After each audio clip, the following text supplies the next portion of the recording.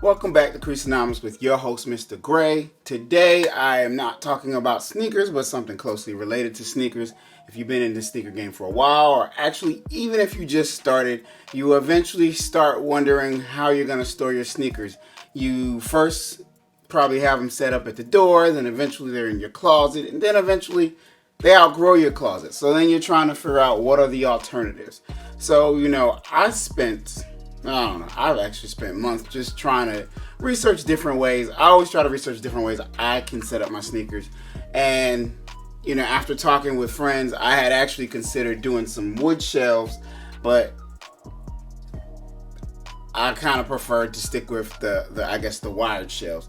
For some, no, I don't know if there's any. I guess I don't have a specific reason. Maybe I like the pricing is good, but it's easier. It's something I can do without having to involve a lot of people because I'm not the carpenter type. So if you're not the carpenter type, but you know how to handle the screwdriver and a drill, then what I have installed will probably work for you. So let's get into what I have. So you can go.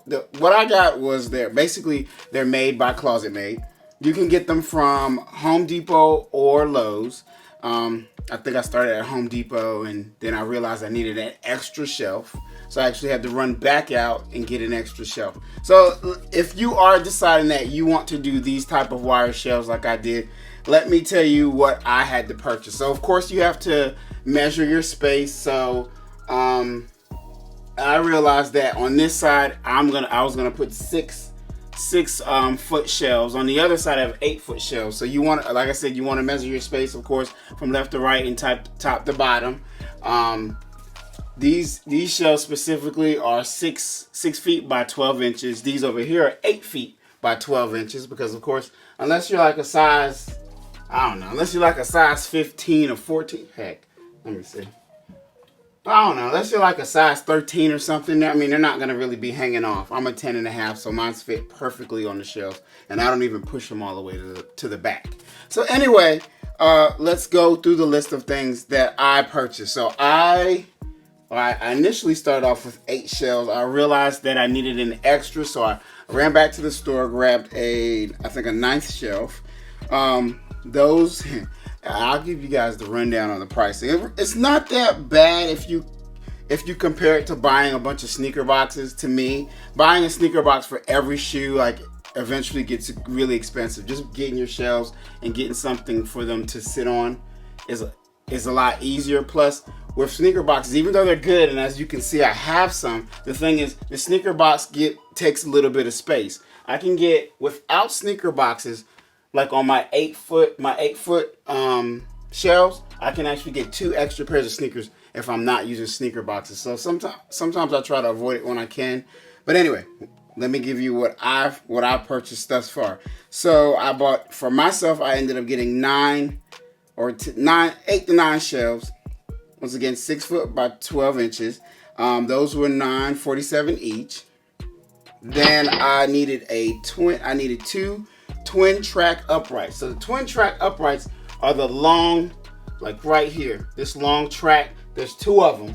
Depending on how long across you get it will depend on how many of those upright tracks you need to hold your sneakers. You don't want your your shelf here bending at the end because of the sneakers. I may at some point move the tracks out further and put one in the middle, but you have to be the judge on how many you think you need because you don't want to see your shelf dip because the shoes are so heavy. Then I got the twin track brackets. I needed 16 of those. Oh, let me back up. The twin track uprights, this long bar, those were $18.98 each. Now, moving along, I got the 12-inch, because remember, these shelves are 6 feet by 12 inches, so I got the 12-inch twin track brackets, which those are $4.98 each, and the brackets are these parts under here that hold the shelf up. So for every track upright you have, you're going to need a bracket at each shelf. 1, 2, 3, 4, and so on. And then I have another track upright here, so I need the brackets to hold each one up. So keep that in mind. And I think I said those are $4.98 each. Then you need the hang track. The hang track is what brings it all together. The hang track is the long metal bar at the top that this long, the long track, twin track upright sits on. Yeah, that's correct. The hang track is that one metal bar that everything sits on, or the long bar sits on at the complete top. That was $23.47. Then the shelf caps. You may want to be cheap and not get the shelf caps, but the shelf caps are probably the cheapest part of everything, and they will save your life. The reason I say that, oh shoot, I forgot the tip. I actually missed 2 here. So sometimes these things right here on the side can be extremely sharp, and sometimes the plastic's not covering them. So if you don't put shelf caps on them, you walk by one of them, you might cut a half of your piece of your arm off because you decided you wanted to be cheap. So the shelf caps come in, I think they're 20 per pack, and each pack is $1.98. So that's the cheapest thing. Don't not get that one. That's a very important part. And then there's the hardware screws. I'm not exactly sure how many hardware screws were in the pack. I think there were about somewhere between 8 and 10 hardware screws. The hardware screws are going to be used to that bracket I told you that's all the way across the top. The hardware screws will go into that to hold that up, but also you can put the hardware screws down the track uprights.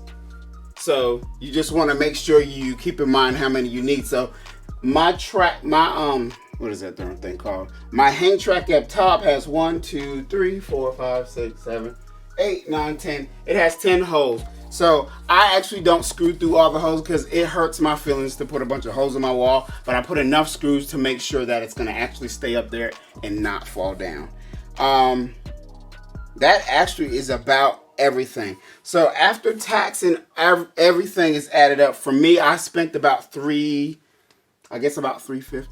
But I've added up several times over and over if I purchased boxes. And although I still love the sneaker boxes, don't get me wrong, the clear sneaker boxes, it's just at the end of the day, these are better priced.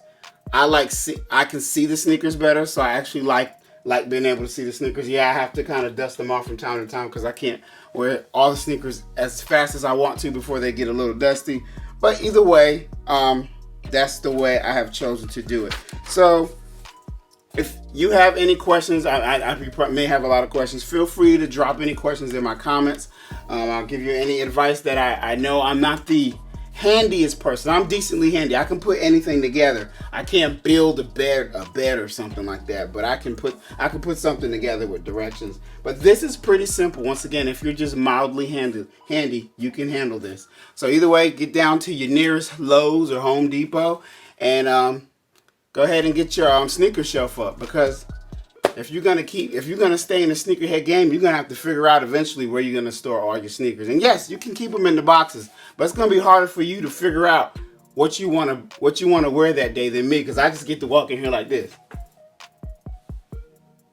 You got to open all your boxes, so good luck with that. And yes, you can put your little stickers on your box if you want to, fine, but it just doesn't look as sexy, and that's just what it is, baby boys or girls, boys and girls, men and ladies. Anyway, I just want to thank you guys for tuning in, and I'll just say enjoy the rest of your day. Mr. Gray out.